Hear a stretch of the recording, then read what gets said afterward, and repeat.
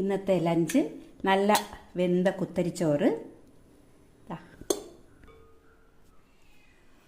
ഇന്ന് ചക്കക്കുരു ചാറാണ്.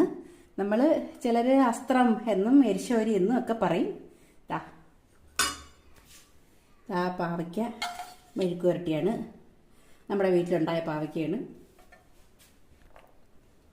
ചെറുപയർ തോരനാണ്.